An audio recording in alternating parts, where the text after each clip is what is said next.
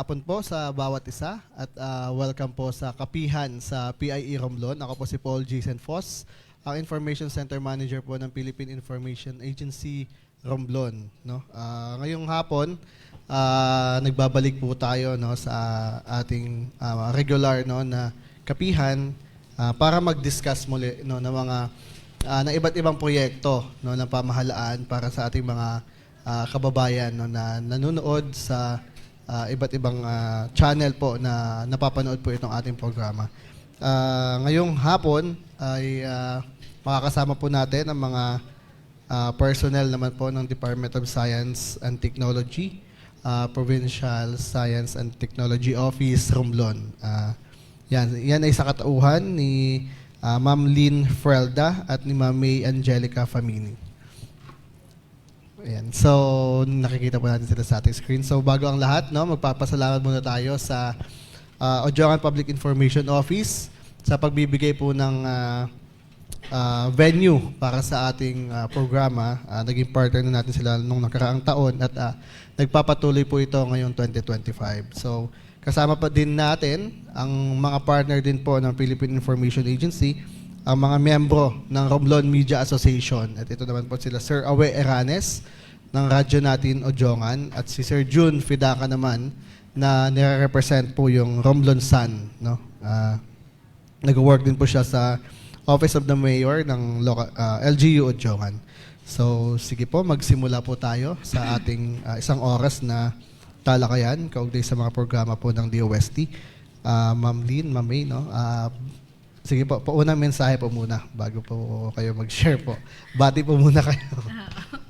Ayan, so thank you po Sir Paul no, sa patuloy na pag-imbita sa amin at talagang for actively featuring us po sa inyong mga activities. So, ayun, thank you in behalf ng aming Provincial Director at aming Regional Director. So, again, thank you and sana po ay may makuha kayo sa mga maibabahagi namin ngayong hapon. Sige ma'am. Ma'am, baka pwede nyo banggitin na rin yung pangalan nila, Provincial Director Ayun, at Regional ang aming Director. Provincial Director po, in behalf ng aming Provincial Director, Ma'am Marcelina V. Cervantes, at ang aming Regional Director, syempre po, si Dr. Maria Josefina P. Abilay. So, Ayan, salamat po. Ma'am Lynn, baka may babatiin din po kayo. Babati lang po ako na magandang hapon sa lahat. Sige po. Let's start, no? Ma'am, baka may mga i-present po kayo bago yung, baka may i-discuss muna kayo ng mga program, projects, bago po yung mga tanong po ng mga media po natin. So, ngayon po, ang focus po ng aming ipe-present po sa inyo is yung aming bukod po dun sa mga regular na programa po namin. Ito po kasi ay isang special event po na gaganapin ngayon. So, ano po ito? Ito po yung tinatawag naming Regional Invention Contest and Exhibits by Cluster, or in short po, Cluster RISE 2025. So, yun po, ito po ay nationwide na competition or event na naglalayon po na ma-recognize ang ating mga Filipino inventors. So, basically po, ito siya ay contest para sa ating mga inventor o mga ating mga tao po na mayroong creative ideas na gusto nilang ilaban or i-promote po sa public. So, basically yun po. Yun yung ating RISE or Cluster RISE po 2025. So, sino po ang pwedeng lumahok dito? Nabanggit ko po kanina, pwede pong lumahok ang mga inventors natin and innovators from the regions of Calabarzon, Mimaropa, and Bicol. So, kaya siya Cluster RISE. Kaya namin siya tinawag na Cluster RISE kasi by cluster na siya. So, kasama natin dito sa cluster ang, again, regions ng Calabarzon, Mimaropa, at Bicol. So, yung mga inventor po natin dyan, na galing dito sa tatlong rehiyon na nabanggit ko, pwede po kayong sumali dito sa Cluster RISE or Regional Invention Contest and Exhibits na nagsisimula po ang pre-screening activity ngayon na po hanggang ngayong Pebrero hanggang March 15 ngayong taon, March 15, 2025 ang deadline ng pag-apply o pag-submit ng application. So dito po meron kaming 5 categories. Ang una pong category ay tinatawag naming Outstanding Invention o Tuklas Award. Ito po ay para sa mga inventor na meron ng naimbento at yung naimbento nila, yung invention nila ay meron ng patent o registered registered patent sa IPOPHIL. So yun, papasok sila doon sa Outstanding Invention o Tuklas Award. So pangalawang category po natin is yung Outstanding Utility Model or UNLAD Award. So kung wala pa naman po kayong patent pero ang na-invento nyo naman po or yung invention or yung idea ninyo ay registered under utility model ng IPOPHIL, dito po kayo papasok na category.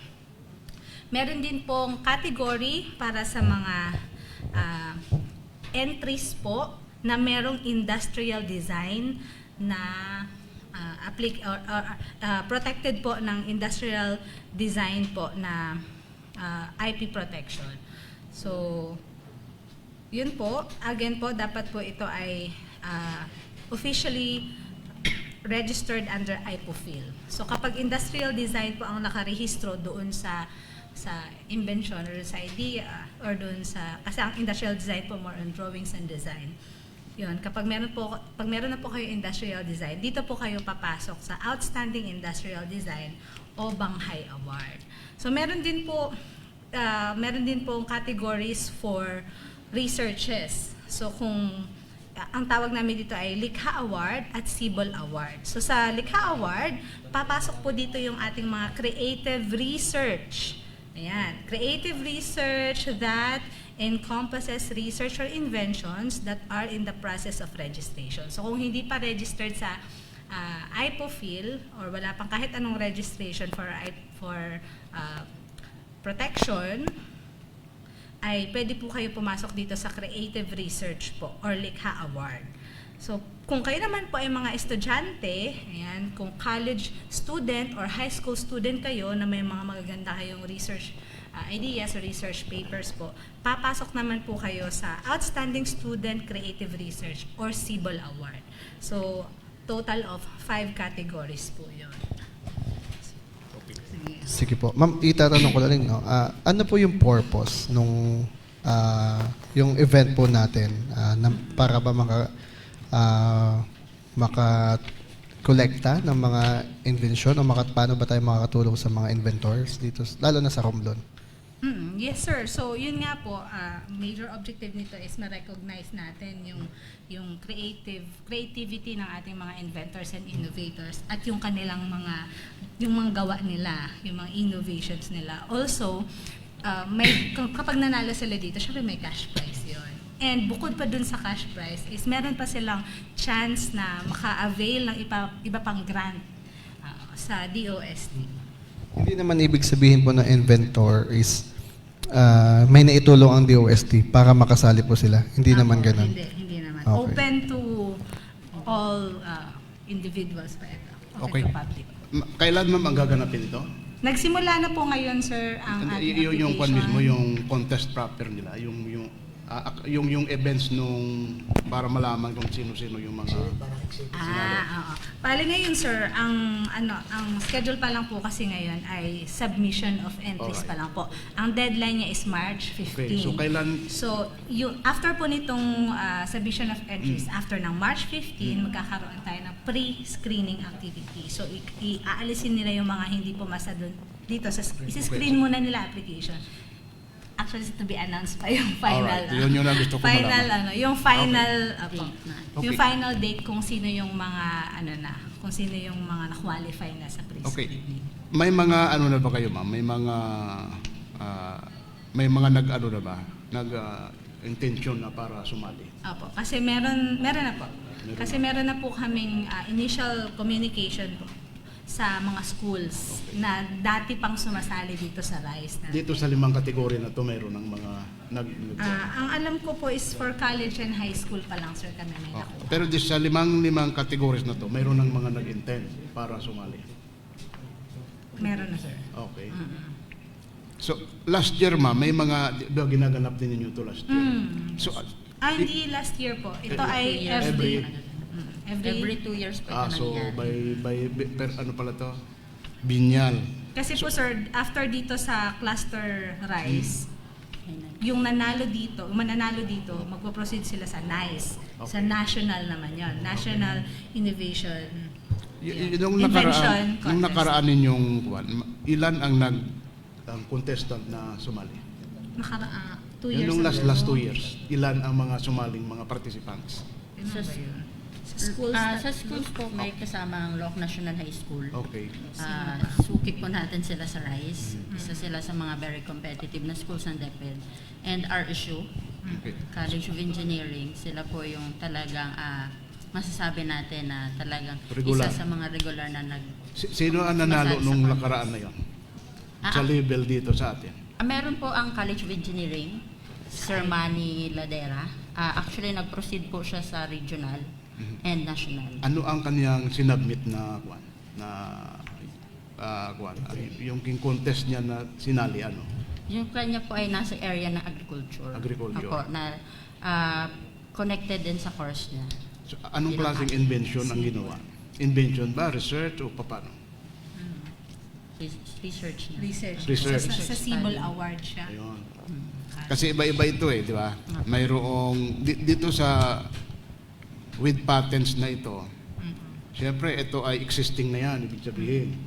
At kaya ka nabigyan ng patent dahil napatunayan na talaga promising ika nga. Novel. Oh. Kung buhay pa si SB Joy Morales, marami yun eh. Alala nyo, di ba? Yung kanyang minero, isa yun. So dito sa utilities, ano-ano ba ang pupwedeng i-ano rito? Utility model po. Model. Basta po may utility, basta registered siya, may registered utility model siya. Isang halimbawa, isang particular na halimbawa na pupwede. Kasi hindi ako aware dito sa utility model na to eh. Para at least malaman din ng mga ibang sasali na, pwede ako doon. Habang naghahanap si Mami, no? Ma'am Lynn, kamusta naman yung mga sumasali? Dapat ba ay po registered sila? Ay po feel registered? Hindi naman. Po. May category po tayo Okay. para dun sa mga Kasi iniisip ko students. yung mga estudyante kung paano sila magpasasali dun sa activity. May category po tayo para sa students. Yun po yung likha at saka sibol.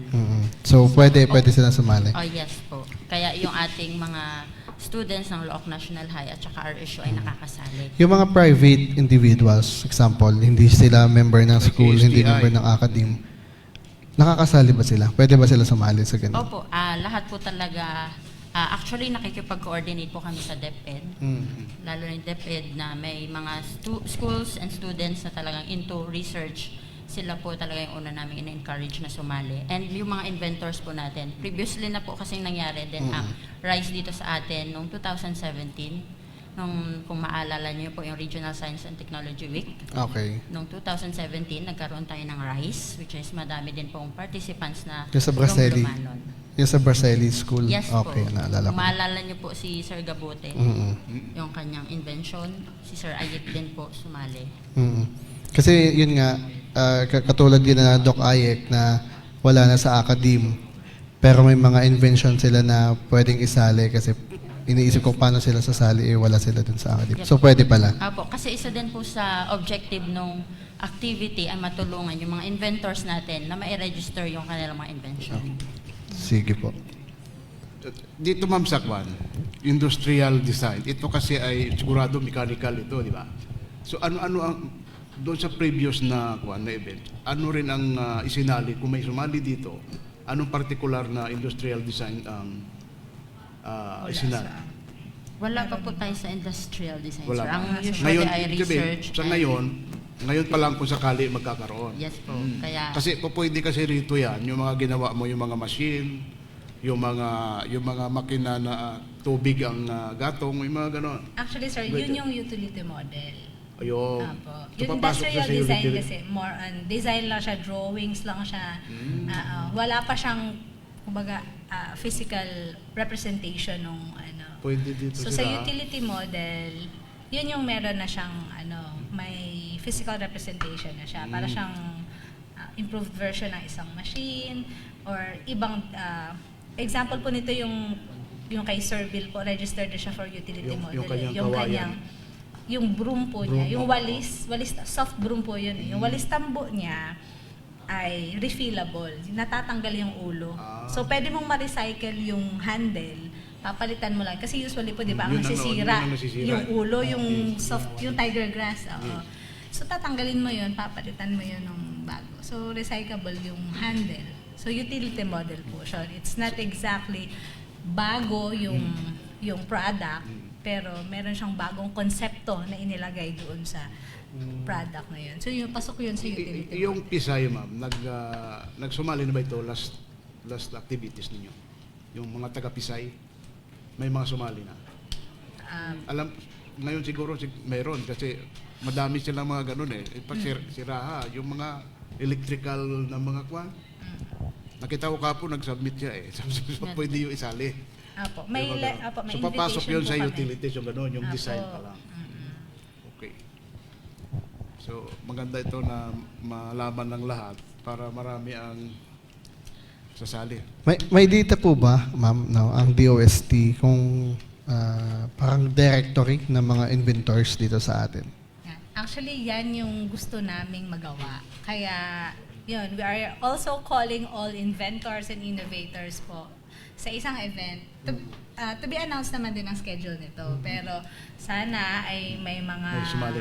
Opo, may sumali at talagang mag-join doon. Kasi parang initial ang binabalak namin is meet and greet. Oo. So, i-invite namin yung mga inventors na yun and innovators natin para i-formalize ulit yung grupo nila para ma-recognize nila. Kasi pag sige sir.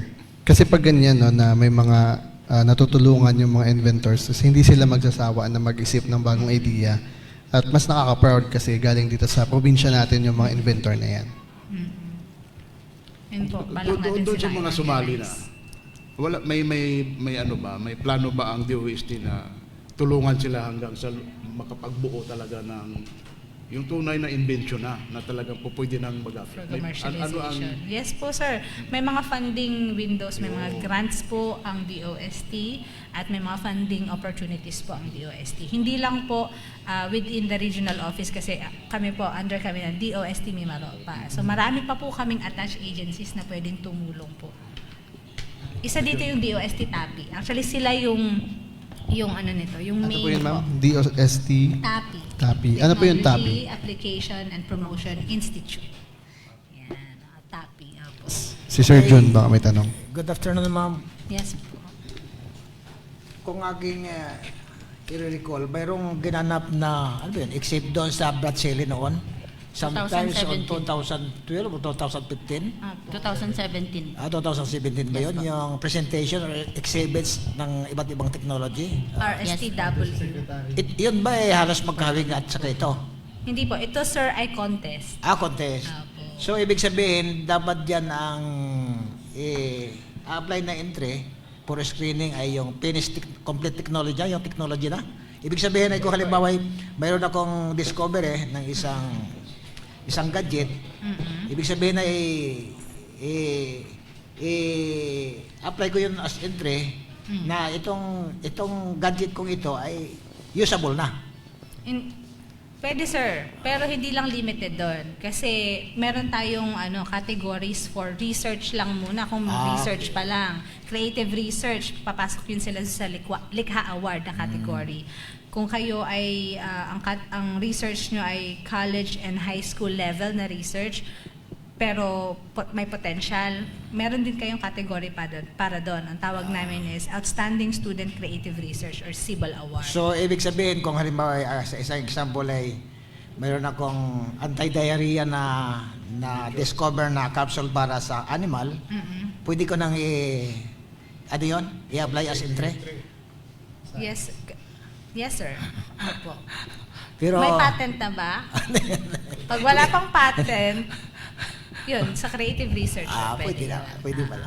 Pero kung may patent na, sir, dun tayo sa Tuklas Award. Talbos lang ng bayabas naman kasi yun eh. Pero epektibo. Yun, sir. Pero may screening yan po. Ito nga po yung screening. Peer Okay, thank you. Maganda yan. Sige po. Ma'am, maliban dito sa sa mga ano pa yung mga itutulong niyo dito sa mga inventor? Nababanggit nyo kanina na mayroon po kayong plano, no? Kasi kung maalala ninyo, parang last week may activity yung ESPG school no, dito sa atin.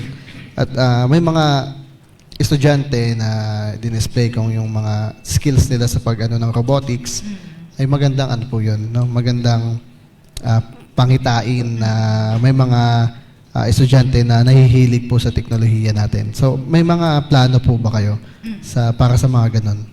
Sir, salamat sir at nabanggit mo yun. No? So, bukod po dun sa plano namin na i-organize yung ating mga inventors and innovators po, meron po kaming bagong sinisimula na programa. Ang tawag po namin dun ay iHub or Innovation Hub.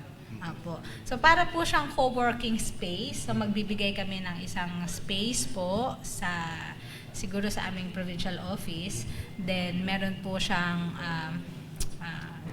may internet, may computer po, merong mga comfortable spaces po, mga upuan, ganun. Para po masupport natin yung ideation stage. Kunyari, may naiisip yung bata na idea, may naiisip siya na gawin na pwedeng makatulong po sa nakikita niyang problema sa community. Pero wala siyang gadgets, wala siyang computers, wala siyang internet. So, pwede siyang pumunta doon sa space na yon. Ang tawag po namin doon ay iHub. Opo. Pero locally, ang term po na pinopropose namin is Lighthouse for Innovative and Novel Aspirations. Parang may naka-prepare po ata tayo na logo ng Yung iHub. No? draft logo namin. Yun yung wino-workout po namin ngayon para po, yan. So, yan yung Romblon iHub po. So, yan yung piniprepare po namin ngayon para yung ating mga students or yung mga tao na merong creative ideas po, nasa ideation stage nga sila. Pwede silang pumunta dyan para makapag-brainstorm, makapag-usap-usap sila ng team. Ang kagandahan din po dyan, meron kaming itatap or meron kaming mga experts na kukunin para magbigay ng advice dun sa papasok dyan sa iHub. Okay. In relation siguro, ma'am, no? Diyan ba magsasubmit ng entry o sa inyo mismo? May online ba? Paano sila Ayan. makapagsubmit? May online po tayo. Dito po balik tayo dun sa Cluster Rise, yung entry forms po ay makikita dito sa, ayan, may website po kami, https://bit.ly. Ayan, siguro po, follow nyo na lang yung page. I-follow nyo po yung page namin, DOSTPSTO Romblon. So doon pwede online? Doon po yung form. Doon Okay. kayo Pero kung gusto nila physical, paano ang gagawin? Kunyari, Pwede din po sa sa opisina namin. Okay. Malinaw. So any time of the day, pwede sila 8 to mag-submit. 5 po kapag physical submission po sa office namin. Pero kung sa online po, pwede po any time of the day. And meron po tayong mga requirements para dyan. Okay, ano yung mga requirements? Ayan. So ang checklist natin, una sa requirement ay 3 to 5 minutes AVP of the entry, information sheet with data privacy consent form, detailed information or description of the entry, and proof of residency. So, wala, very simple lang. 4 lang po. Mas madali. Ulitin ko lang, ma'am, magkano, ma'am, yung mapapanalunan para mas ma-encourage sila lalo? Magkano? Wala pa, sir. Wala pa? Wala pa pong announcement. Hindi, pero agad. meron ba? Meron. Meron po. Okay. So, meron. Basta ang deadline po nito is hanggang March 15 lang po. 15, oo. Ayan. So visit nyo na po. Please like and follow our page. Sigurado meron silang mga consolation prize na mga peanut butter, mga ganon. Marami sa DOST. Makikita nyo din po dun yung mechanics and guidelines. Nandun din po, may link din po kaming clickable link po para po makita natin yung mechanics and guidelines. Sige po. Ma'am, sa ngayon ba, ilang participants yung ini-expect natin na papasok doon sa regional contest natin from Romblon?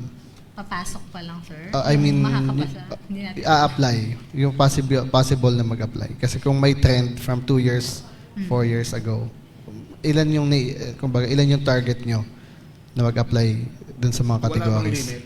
Wala pong limit ng entry. Pero usually nga, ang participating schools natin is yun RSU, Loc National High School, Ojoco National High School, Pisay, gano'n. Dati na ba, besides? San Andres, meron din ata, no? Mga high school. 2023 po sumali ang PISA. Pisay. Sige. Ano naging status nila? Merong nakanalo sa kanila? Hindi lang po umabot sa national. Ayun na. Pero dito sa level, nagkaroon din. Actually po sila ay directly nag-apply sa regional office. Yung sa class regional RISE natin. Ano po sila? So yun. Yung sa number, sir, historically dun sa 5 schools na yun, parang 2 to 3 entries. Doon nanggagaling talaga sa mga school na yan. Usually, yung- 2 to 3 Kailan pa entries ito, ma'am, per nagsimula school. pala itong programa nito? Matagal na. Matagal na ba? Yes po. So, mayroon na ba tayong naging national awardee na Meron sumali? lang pong sir, nakapasok sa national. Oo, from RSU po Sino yun. po yan, ma'am? Yung Para, Arat G, kung kilala niyo po. Ano ang kayo kanilang na- sinubmit na yung Mobile application. Okay. Naalala ko mobile na. app. Mobile app siya. Arat For, G. yan sir ito, parang, pwede kang mag-search ng restaurant, resorts, dun sa mobile app na yan. Ang dami na ngayong gano'n, no? To help you decide, kasi di ba tayo sir, kapag, saan tayo papunta, saan tayo kakain? So, parang ang daming suggestions, pero ang tagal natin makapag-decide kasi hindi natin alam Pumunta lang yung sila menu. sa Hungry Bear, okay na eh. Ayun. Ayun. Yun sir, sa kanila, parang may virtual reality na makikita mo talaga yung physical ng restaurant. Ganun po. May reviews, may menu. Yung RG, di ba, parang co-develop din siya ng DOST kasi parang Napondohan namin. na-develop siya under ng program nyo ng parang GIA. invention, parang Apo. nagkaroon ka ng invention program sa Apo, RSU. Techno Bootcamp. Techno Oo, Bootcamp. yun, tawag. Labas dyan, okay na tayo doon.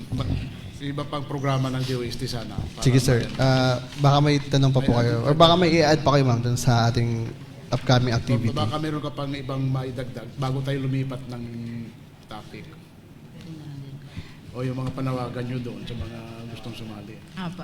So, yun sir, yung ulitin lang po namin yung para sa cluster RISE natin, yung dun sa Regional Invention Contest and Exhibits po natin, para po ito sa mga inventor and innovators po na mula sa Calabarzon, Mimaropa at Bicol. So meron po tayong 5 categories. Paki-visit na lang ang ating Facebook page para po ma-access natin yung ating application forms, mechanics, and guidelines po. At ang deadline po ng submission nito is March 15, 2025. Until March 15. Yes po. So sa mga gusto naman po mag-submit face-to-face, pwede po kayong bumisita sa aming opisina na matatagpuan sa Barangay Tabindagat, Ochanga, Romblon. Ayun lang po mala. Katabi lamang Malapit sa... Katabi lamang ng Sana nga po kami yung landmark eh. Pero yun po, along Bungoy River po siya, katabi lang ng... kayo talaga dapat ang landmark. Katabi ng before. Katabi ng before at ng Ojongan SB. I mean, doon sa kanto ng Ojongan SB, tatawid lang kayo doon. Across. Yeah, so before kayo mahulog doon sa... makikita niyo po yung aming Okay. office. Ma'am, kumusta ang ibang mga programa ngayon ng DOST?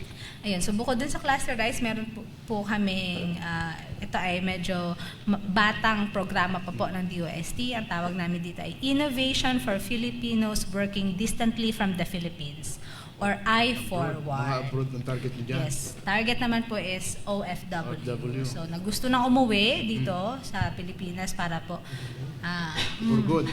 for good, para makapagsimula ng business. So ano mga ino-offer nyo doon? Ayan. So, meron pong 2 component, 2 major components yung I-Forward. So, ang unang component nito is training component po. Tuturuan natin.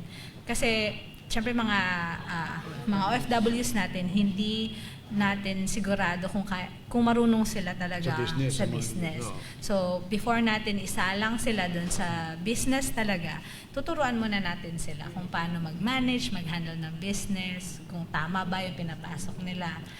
Nag-o-offer din ba kayo kung ano ang the Proseso. best na business? Yes po, may mga recommendations po kasi may mga experts po tayong kukunin para po mag-advise sa kanila. So magre-recommend po kung ano ba yung passion mo, may mga ganong consideration yun. At kung anong trending ngayon na business, yung mga ganun yun. Yes po, and kung may skill ka ba doon, kung yan ba ay fit sa area mo, ganun. kung kikita ka ba talaga sa ganong klase business. So, tuturuan sila gumawa ng business model canvas, mga ganon. Pati costing, yun. Pati costing, basic financial management po. So, tuturuan sila dun sa unang yun po yung training component. So, tuturuan sila, ipe-prepare sila for the business. Yung second Yung component. second component po is funding. So, pwede silang, yes po, kung kunyari yung idea nila, ready na sila, and yung idea nila ay may potential, promising naman yung So, business. i-evaluate siyempre ninyo yun. Yes po. Okay. So, pwede sila mag-apply for funding. Okay. So, hanggang magkano, ma'am, ang funding na pwedeng nilang ma-avail? Meron po tayong minimum na 75. Minimum. Yes, Ang po. maximum Depende po po. doon sa kanilang pinopropose na equipment or technology doon sa kanilang maximum po? sisimulang business. Then maximum po ay nasa 275 Okay na yun. nung previous naming implementation. And then kung na-develop nila at nag-survive sila at least 2 years, pwede parang maka-avail ulit. Parang pwede bang gano'n, ma'am? Yes po. For upgrading naman. Upgrading. Opo. Yes. Kapag for upgrading na, Mas malaki na. mas malaki na. Basta maganda ang track record natin. Ito pong I-Ford one is bago talagang program o pinagsama-sama po nung mga programs po ng DOST? Kasi parang di ba may setup din tayo.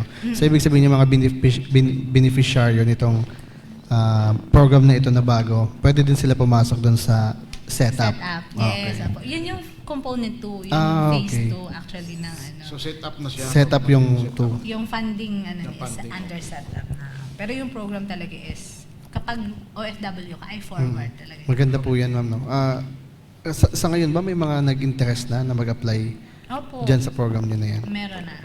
Parang 2 na yung pumunta sa office.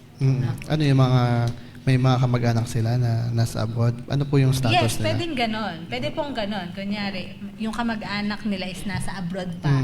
Pero yung kamag-anak na nasa abroad ay may idea for business. So, pwedeng yung Yung kamag-anak dito, niya dito ang mag-apply. ang mag-represent sa kanya. Okay. Mag-represent. Alright. May limit po ba siya? Kasi kung alam naman natin, parang may data ang OWA na medyo madami ngayong OFW na galing dito sa Romblon. Gano'ng karami yung kaya natin i-accommodate sa program na yan? Wala tayong limit, sir. So, kahit sino pwedeng mag-apply? Kahit sino. Kasi nakadepende sa willingness nila, sa time nila. Kasi nga iti-train sila. Although, kapag meron kasing assessment din pwede nilang skip yung training component. So, meron tayong assessment doon na ibibigay sa kanila kapag napasa nila yon na makikita doon na ay may idea na siya o kaya niya na mag-handle ng business. Pwede na lang skip yung training component. Lalo na siguro kung medyo marunong na talaga, dati na nilang ganun, bago sila nag-abroad, mas siguro mas mapadali. Kumbaga, ang pinresent nila, dati na yung ginagawa dito pa, bago sila nag-abroad, babalikan niya ngayon para Babalikan niya na. maging business na niya. Apo, yun. Mas madali na yun. So, yung, sir, no? So, although wala tayong limit sa OFWs na pwedeng mag-apply, limit sa number, meron tayong eligibility po. So, dapat yung ating OFWs have been repatriated or have come back home to the Philippines within the last 5 years. And another eligibility po ay ang immediate family members of the OFW applicant, such as the spouse and the children, are more than 21 years of age. So, yun yung basic eligibility po natin dito. Pero wala tayong limit sa number, sir. Basta pasok ka dito sa criteria. Yung criteria is yun lang talaga. What if yung OFW after 2 years, naisipan ko bumalik ulit ng ibang bansa? Yung project ba is magstay or may consequences from DOST na wag na kayong babalik sa... Wala naman. Wala naman. Kasi may mga applicants kami na natapos nila yung training po, pero hindi sila natuloy doon sa business mismo. Kundi Kaya wala naman. bumalik sila ng ibang bansa. Oh, yung iba, bumalik sa ibang bansa. Yung iba, iniwanan ng business partner. Hindi na tumuloy sa yung iba nakapangasawa ng hindi taga-Romblon or taga-Ojongan, kaya lumipat, mga ganong reasons. Yung program po na yan is, kailan po nag-start lang? At saka dalawa pa lang yung beneficiary ng program dito. Tama po ba? Actually, wala pa talagang nag-pursue sa business. Okay. Pero may mga na-train na. Ano kaya yung bakit wala? Yun, Bago yun lang nga, yung reason. Bago pa lang pati ang programa. Nag-start lang to during pandemic po eh. Bago pa lang eh. Kasi nga, di ba nag-uuwian yung mga OFWs natin. So, naging maganda yung yung performance ng program kahit tinuloy po siya kahit wala ng pandemic. Pero from 2020 pa yung pandemic eh. 2025 na po. Wala pa din Tumutuloy talaga Oo, sa business. na taga-Romblon. Oo. Yun nga sir, kasi nga ang reason nila, yun, meron silang business partner, iniwanan ng business partner.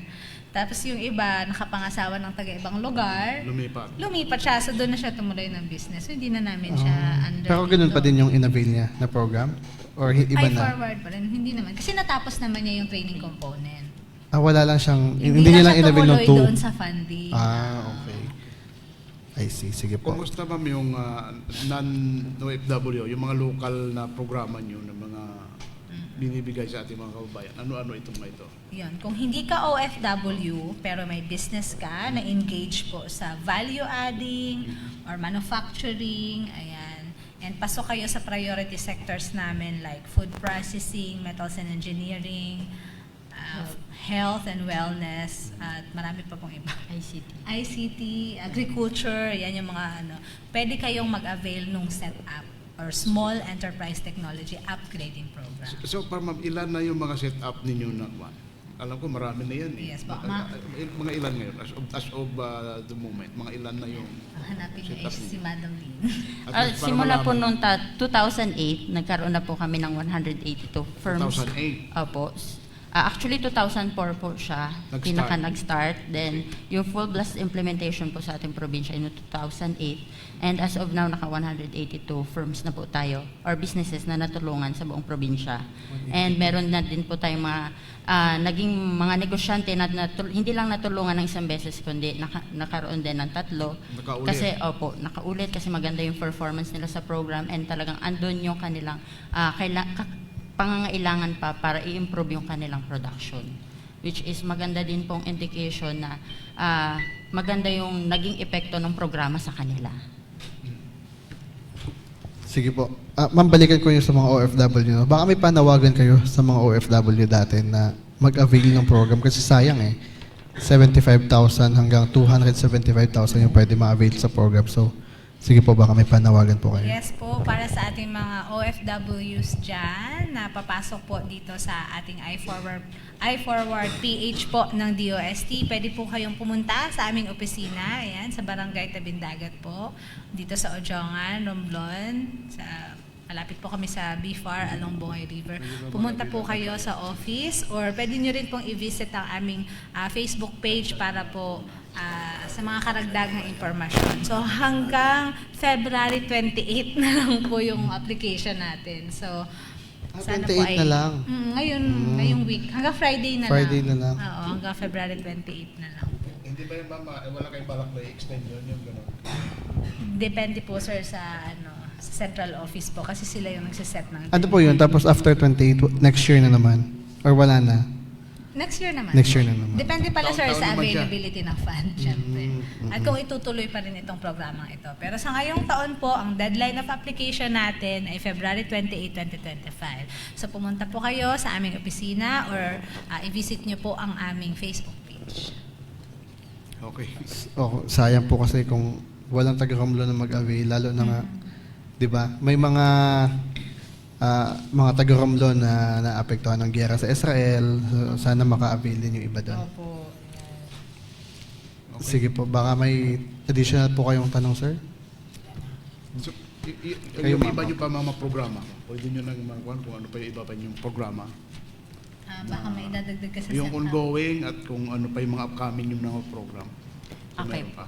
So sa ngayon po, hinihikayat namin yung mga nagnenegosyo na may pangangailangan sa teknolohiya or yung gusto nilang i-improve yung kanyang proseso ng paggawa from manual to mechanized process, pwede po silang lumapit sa amin para bigyan namin sila ng advice kung pwede sila set up and tingnan natin kung pwede natin silang tulungan through the program ng Small Enterprise Technology Upgrading Program. Yun po ay 3 years implementation and yun po ay no interest, no collateral.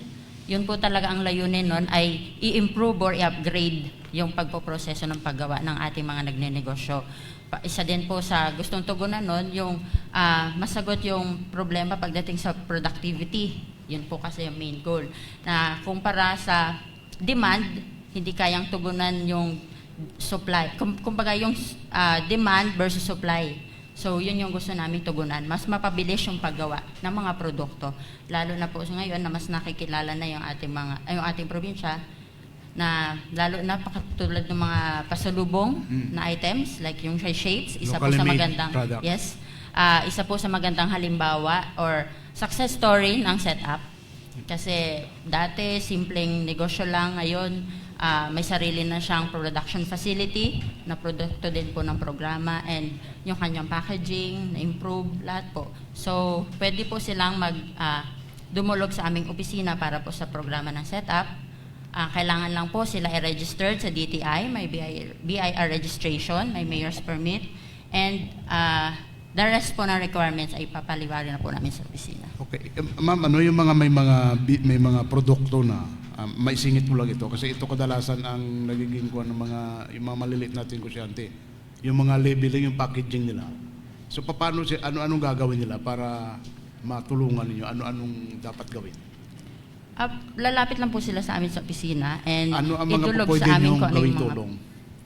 Kasi kunyari, gusto ko sana ng label na medyo maganda-ganda para presentable,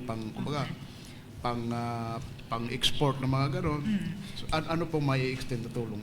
Ayun. Sa packaging, sir, sa packaging and labeling po, kasi binitawan na namin yung pag-design. Kasi ang nagde-design po niyan ay DTI na po. So, kung meron na kayong design from DTI, yung execution po ng packaging and labeling, kunyari, pagpapaprint, pagpapagawa ng box, ayan, pagpapaprint ng mga labels, yun nga yung Pwede sa inyo? yun ang pwedeng inilang ipasok sa setup. So, kasama po yun doon sa funding. So hindi kayo nagde-design? Pwede din kami mag-design po, pero syempre mas So, para hindi mag-overlap ng Okay. ano. So function bigyan yun ni natin sa DTI, yung Apo, design. Okay. ang pag-design. Negosyo center po yun. Ang Opo, nagde-design. yung printing, yung short run printing po ng ating labels. Kung i-enhance nyo lang, pagandahin palalo. Ayan. So, yun yung pwedeng ipasok sa setup. So, bukod dun sa packaging and labeling, sir, na nabanggit nyo, pwede din po kung merong research and development na pangangailangan ang business. Pero wala silang tao na pwedeng gumawa ng R&D, Yes, yes. ng Kadalasan research. ganun. Oo, di ba kadalasan ganun? Pag ikaw private ka na nagnenegosyo, kaya mo lang magnegosyo, pero pagdating sa formal research and development, para ma-improve pa yung mas maging competitive, wala tayo doon. So, may programa kami para doon, sir. Isang halimbawa doon, kunyari, may produkto akong balitsaw. Hindi ko alam kung ano ang mga yung Analysis po. Analysis, Yes, pasok din po yan sa Yung- setup. Yes po. Kasi kailangan nakalagay doon sa label eh. Laboratory. Yung mga ganon. Hindi ko Yung naman shelf alam. life, nutritional contents, yung mga yes ganon. po. Oo. At kung ilan ang protein content, bla bla bla, yung mga ganon. Nutritional Kasi contents, kailangan nandoon yun eh. Opo. Para maging export quality. Mga ganon, Yes. di ba? Kasama po siya, sir, doon sa packaging and labeling na assistance. Kasi di ba po, kailangan nasa package yun or label yung information na gano'n. Or else hindi makakapasa sa kwan pag walang mga bla bla bla doon sa label, di ba? Apo. So, yun po, no? Yun yung mga pwede namin maitulong sa mga nagnenegosyo for R&D. Kung meron silang gustong i-research, i-R&D sa kanilang business pero wala silang kakayahan. So, meron po kaming programa para dyan. Pwede namin silang matulungan. Yung para sa packaging and labeling, for the equipment po, to mechanize, to upgrade their production po. Consultancy din po, meron kami doon. And training po. Yan yung mga pwede namin ibigay po sa ating mga nagnenegosyo. Alright. Sige po. Baka may i-add pa po kayo bago po tayo mag-end. Yan, meron din po kaming scholarship. Ayan, dami Sige namin po. programa. Sige, yung scholarship natin is para sa mga estudyante na kumukuha or kukuha ng mga kursong may kinalaman sa siyensya at teknolohiya. So, lalo ka, Bachelor of Science in, yan, yung mga applied science na courses po natin. IT, engineering, agriculture, teachers po, pero dapat major in science and math. Yan, pwede po sila Yung mag-avail under ng STEM scholarship. na tinatawag, di ba? STEM, Pwede sa inyo. opo. Pwede din po ang non-STEM na mag-apply. Given na sila ay part ng 5% ng top ng kanilang graduating class. Ang grade nila, ma'am, may ano ba yun? May tinitingnan nyo ba kung kailangan at least ganito ang grade, may maganon pa ba? Wala po kaming basta STEM. Basta STEM lang? Basta STEM po. Okay. Qualified po basta STEM strand. And yun nga po, pag non-STEM, dapat sila ay parte ng upper 5% ng graduating class. Si-certify po yun ng kanilang principal. Okay. So open ngayon yan? At sa ngayon po, kakatapos lang ng application and ang schedule po ng exam ay sa April 5 and 6 dito po sa Ojongan, sa San Agustin, and sa Magdiwang. Kailan Yun po ulit yung yan mga test magkakaroon center. ng... Yan po ay mag-open ng bandang August to September ang application, online po. Ang usually po yan ay nagtatapos ng December. And yun po, ini-encourage namin yung mga bata na kapag mag-a-apply before the deadline. Kasi nasa, yun nga, system siya. Malaki yung chances minsan na kapag sabay-sabay, nagkakaroon ng problema. And para din mas maagap yung comply nila ng mga requirements. Kapag may missing requirements, comply agad. Then wala pong magiging problema sa kanilang application. Ano yung mga benefits, ma'am, pagka nakapasok dyan sa programa ng mga estudyante? Stipend po, monthly stipend, first sem, second sem hanggang summer. Then meron din pong internet connectivity na binigay. Nagsimula ito po nung pandemic dahil puro online classes na. Nagkaroon sila ng 5,000 na connectivity allowance and Monthly? per sem. Yung stipend po monthly, 8,000 yun, 8,000 sir. po. Wag ano? 8,000 po. Then may uniform allowance. Talo pa ang honorarium ng mga kagawad. Mag-aaral ka lang ng mabuti. Mag-aaral Kasi ng mabuti. may i-maintain po yan na grade. At Yun syempre yung po, ibig kong sabihin. Dito, meron dito Opo. na minimaintain na grade. Sa scholarship. at At saka kailangan mong makapasa sa exam. Okay. Kasi may qualify exam po yan. Ilan, ma'am, ang minimaintain na grade? Para may idea, para hindi na sila magdinamad. Actually, ang ini-encourage po sila na at least walang mababa na aabot ng naman po. Basta first year, naman po yan sila, at least 2.5. Okay naman pala. Opo. Pag first year po, medyo binibigyan pa sila ng allowance kasi may adjustment period sa college. So, dapat- Pero mas mahigpit na po pag tumaas ang kanilang Dapat to yearly. below. Dapat ang maintenance na to below. Sana po wala na din kasi DOS scholar. Medyo mataas ang expectation din kapag si Justice ka.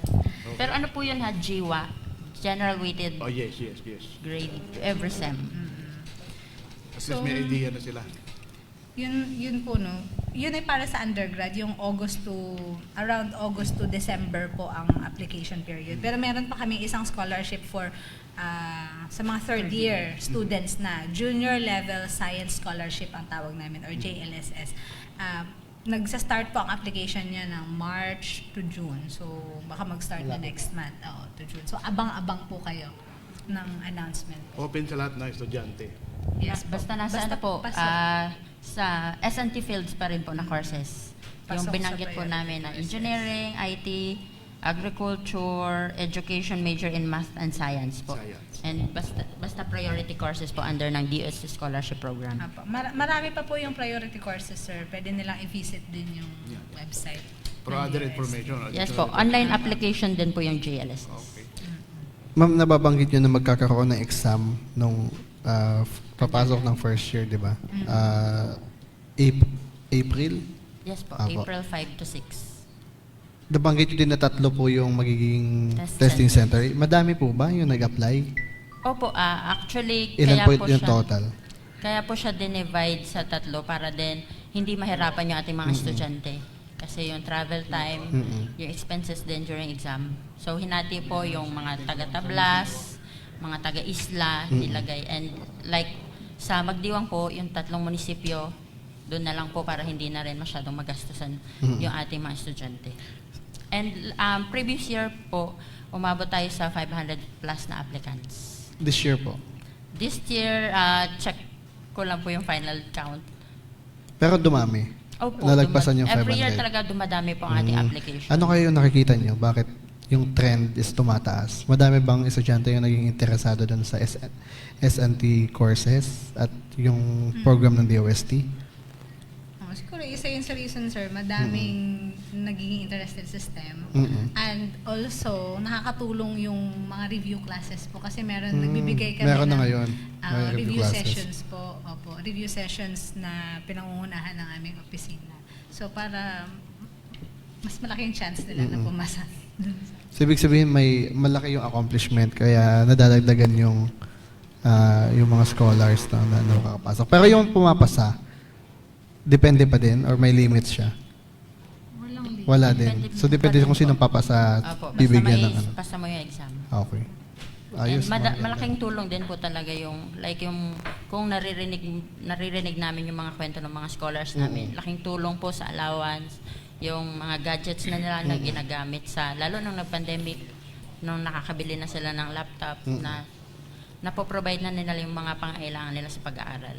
Ng sarili lang nila. Yes po. At kapag Sir DOST scholar ka, meron kasi yung automatic na priority ka din sa hiring.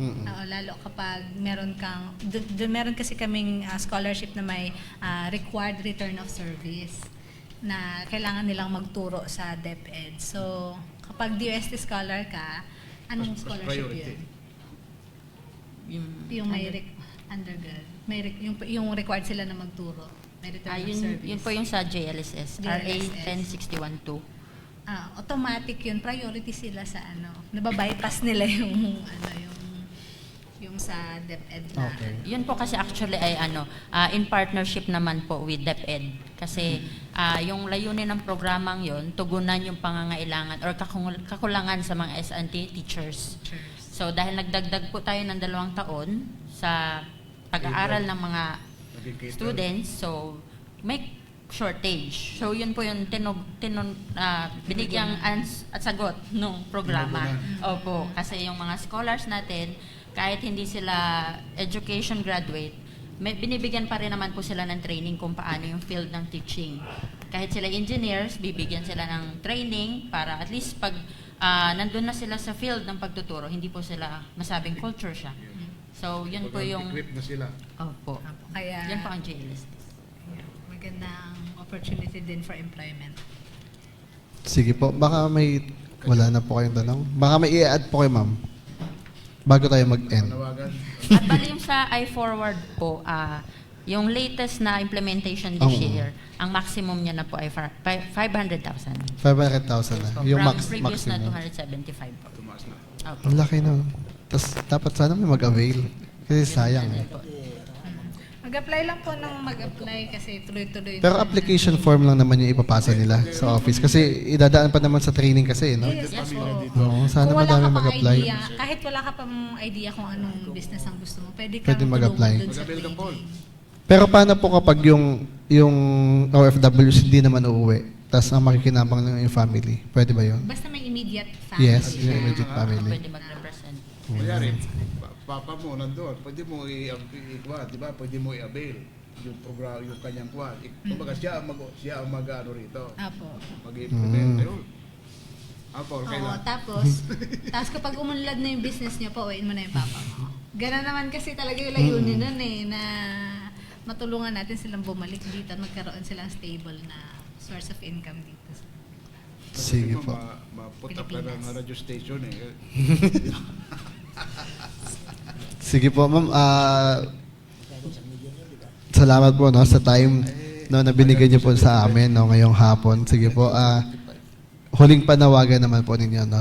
Huling mensahe sa ating mga manonood bago po tayo magtapos. Sige po. Again po, yung ating mga programa po ay bukas po ang opisina ng DOST. Kami po ay matatagpuan sa Barangay Tabindagat o John Romblon po, along Bungoy River po. Malapit po kami sa BIFAR at across po na kanto ng ating SB building. Opo. So, bisitahin niyo po kami kung meron po kayong mga pangangailangan pagdating sa science, technology, and innovation po. And thank you po sa pakikinig. Sana po ay may nakuha kayong impormasyon galing sa amin. So, see you po. See you around. Thank you. Ma'am, din. Yan na rin po. Yun na din. Salamat po. Sige po, at doon lang po no, nagtatapos yung ating programa ngayong hapon, ang kapihan sa PIA Romblon. No, nagpapasalamat po tayo no, kay Ma'am Lynn at Ma'am May ng DOST Mimaropa. At syempre sa ating mga kasama sa Romblon Media Association, kay Sir June Fidacan at kay Sir Awe Eranes naman ng radyo natin. Salamat din po no, sa office ng Jokan Public Information sa pangunguna ni Sir Kim Faderon at kay Jokan Mayor Trina Fermalo Fabic sa pagpapatuloy sa PIA po dito sa kanilang studio para mag-handle po o magkaroon po ng programa po ngayong hapon. At abangan niyo po kami ulit sa susunod na buwan para sa panibagong edisyon po ng kapihan sa PIA Mimaropa. Yun lang po. Maraming salamat po sa bawat isa. Ako po si Paul Jason Foss ng PIA Romblon. Magandang hapon po.